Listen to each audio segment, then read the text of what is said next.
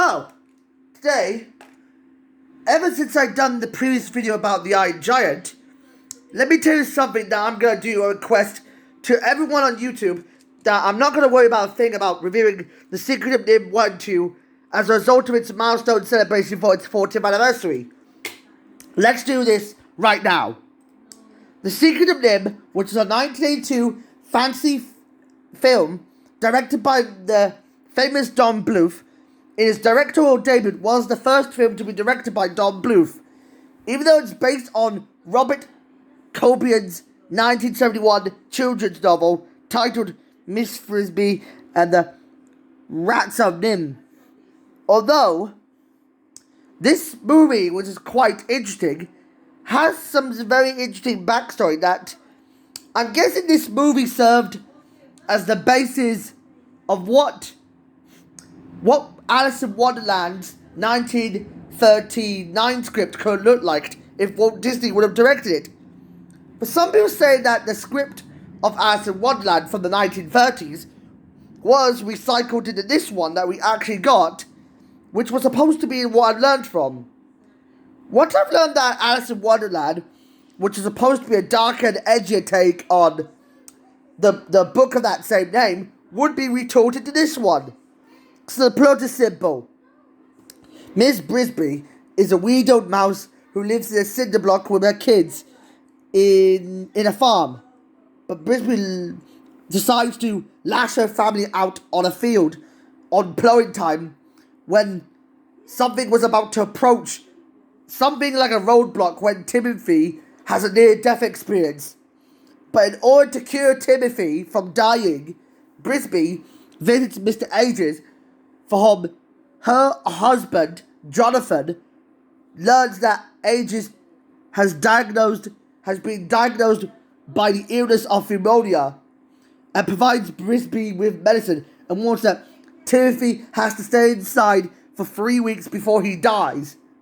However, the only way to do this is that when the Fitzgibbons cat Dragon shows up, they realize the farmer has already plowed early, realizing that the rats have evacuated. Realizing that Auntie Shrew has helped her disabled tractor, Frisbee knew she came up with another plan to team up with the Great Owl in an enemy mine sort of concept with Jeremy's help, with some colony of rats beneath the Rosebush farm as they seek to find a service where Nicodemus would keep them to keep their wisdom safe for themselves to take care of. In order to become the captain of the guards, they learned that Justin and his best friend Jenna, who is a power-hungry rat opposed to Nicodemus, from Nicodemus himself, she learns that the rats were experimented as the National Institute of Mental Health. For obvious reasons, that despite their intelligence and what they'd been boosted from a DNA that would help them gain lifespans, like Planet of the Apes but with rats. However, Frisbee gets a magical amulet which activates where the wearer is courageous of doing this, as she leads a rebellion with Jonathan to lead the rats to take down Jenna. Even though Jenna is trying to get them roadkilled, it gets really worse that when Ages broke his leg in another, she pushes the drug onto a disc, but the Fitzgibbons' son Billy catches her red-handed. That Billy traps Frisbee on a birdcage, but a telephone that overhears Frisbee between the farmer and the staff of NIMh have learned that the Institute intends to exterminate all the vermins on the daytime. Then she rushes off to warn everyone, a la Free Birds. Sounds very interesting. But when the rainstorm approaches, as Jenna tries to get everyone killed, in an attempt that the rats will warn about their arrival, realizing after Nicodemus dies, this time, Sullivan alerts Justin, who comes to Frisbee's aid, but Jenna somehow slams Sullivan, but gets injured by Justin in a sword fight, a la Zorro. However, as Jenna attempts to attack Justin from behind, the dying Sullivan throws a dagger on his back, killing him. Then the Brisby hole begins to sink in a mud puddle. Brisby rats are able to raise it. Brisby's will would save the family, gives power to the adults, realize they can lift the house and move it to safety. Realizing the next day, the rats and Justin as the new leader, having departed from Thornbury, as Tim begins to recover. Jeremy soon meets Miss Wright, another crow who's clumsy as they fall in love. For some reason, I like this movie because I appreciate the hand-painted styles of its animation and an all-star cast of celebrities involved. I'd give this movie like an 8 out of 10. But it could have been better if... We noticed that according to Adapted Out, that the only characters that were not involved in producing this movie, the only of them that I can think of, how many I can think of according to Adapted Out, I noticed that one of its characters being called that young crow, but I noticed that Frisbee is changed to Brisby. According to Adapted series change, it sounds very interesting that Miss Frisbee is nowhere to be found. Sad. That's very sad. Now let's move on to the sequel, The Secret of NIMH 2, Timmy to the Rescue. Oh, great. This sequel's gonna suck, in my opinion. Although it's not related to Rascal and the Rats of NIMH, which was a direct sequel to Miss Frisbee and the Rats of NIMH, but according to Adapted Out, Rascal is nowhere to be found, meaning that Timothy would take his place. Even though Timothy, who calls himself Timmy, learns that prophecy is that he's one of the children that Miss Brisby and her husband had, would save Thornbury from NIMH. But it turns out Timothy gets chosen, realizing that Martin should have been the chosen one.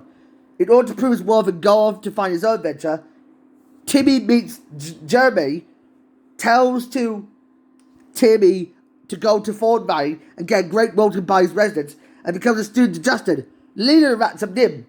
However, Timmy is trained to overcome any obstacle courses by adapting, improvising, and thinking on his feet and legs.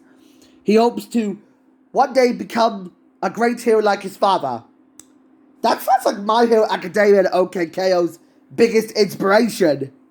Sounds like a fun idea, but trouble then was brewing, as during a scavenger mission, Jenny McBride, who was absent from appearing in the first movie, would later make an appearance as a new character created for this movie. For some reason, what you don't know is that one of its characters, there's a few celebrities that were involved, like Kevin Michael Richardson, who is best known for portraying Captain Gantu in Lilo and Stitch, and also the Joker from Batman 2004 and Shredder from TMNT 2012 was involved in it. And for Hynden Walsh, she would be involved in this movie as her acting debut. Although we did know her, she was probably best known for portraying Starfire from Teen Titans and its spin-off Teen Titans Go. Speaking of that, as I noticed that the funniest thing is that during the journey, when Timmy and Jenny begin to fall in love, just without the help of Jonathan, for some reason, realizing that the Great Owl is spying on them, he summons a hawk to get the rogue killed, but they crash to a forest to escape the hawk. But a caterpillar con artist named Cecil somehow rescues them, then scaring the hawk away. Although Cecil the caterpillar, who was absent from appearing in the first movie, would show up in this movie. As I noticed, as they seek help with the Great Owl, when Jeremy disguised himself as a Great Owl, he tricks Timmy and Jerry to learning that Cecil has teamed up with Jerry to trick everyone to paying them money. But their scheme gets exposed as they escape, as Timmy and Jerry end up being put together in a tow truck and drove to NIMH. Wow, sounds like a funny idea for Tow Magda. But they manage to sneak inside to find some experiments that are crazier than ever. They turn rats and other creatures into obedient mutated creatures, and the scientists have become animalistic. Wait a minute! Does it sound something familiar to what I saw? Mutanimals. Wait a minute! The Secret of NIMH 2 stole an idea from Mighty Mutanimals. That sounds like a fun idea, but it's a bit too weird to think of it. But speaking of mute animals, this doesn't make sense. And also, the worst part of this problem is that when Timmy and Jenny are reunited with Justin and his team of rats who have come to help because they weren't seeking revenge on Jeremy, Timmy gets tasked to stand guard like a bodyguard. But he accidentally finds Martin when they end up getting captured by some stray cats, Muriel and Floyd. Well, Muriel is not to be confused with the one from Curse the Cow Dog. But Timmy, Jenny, and others have taken to the head scientist, Dr. Valentine? Hang on a minute. Dr. Valentine. Wait a minute. Be my Valentine? Wait a second. I don't get it. What the heck is Be My Valentine? What the heck is Dr. Valentine being related to Be My Valentine? Oh, crud. Did I just think of something awkward to think of? I did not understand what the heck is going on with this movie. So, speaking of that, we noticed that Martin was the true mastermind for whom Valentine turned Martin insane with his device related to the Force from Star Wars. As I noticed, why would they foreshadowingly stole this idea, is that that Palpatine from Star Wars created Darth Vader as his own villain. But why did Palpatine create Darth Vader? I don't get it with the Star Wars reference. And this movie foreshadows Star Wars Revenge of the Sith for no freaking reason. What can I think of something drunk for the dark side of what you couldn't handle in a problematic trauma, what you couldn't believe? Is there anything kind of redeemable to think of it? Oh man, enough with the Star Wars references. I know an awful lot of Star Wars when seeing freaking Darth Vader. Although Timmy begins to lose hope and blames himself for the situation. But Cecil tells him not to lose hope as everyone could make mistakes. This time, thanks to his renewed determination of quick thinking, he finds a way to escape and begins a divisive plan to take everything he's learned and finally makes things through. Timmy then traps Muriel and Floyd, he rescues Jenny, Cecil frees everyone else, then Timmy defeats Martin after saving Jenny, and then Timmy tricks Martin's Artin in flying into the wrong direction. Timmy and Jenny have to leave the others after a fire has broken out. The virus flee. He tries to rescue Martin, but even though on their way to Martin, Muriel and Floyd show up as they were about to die.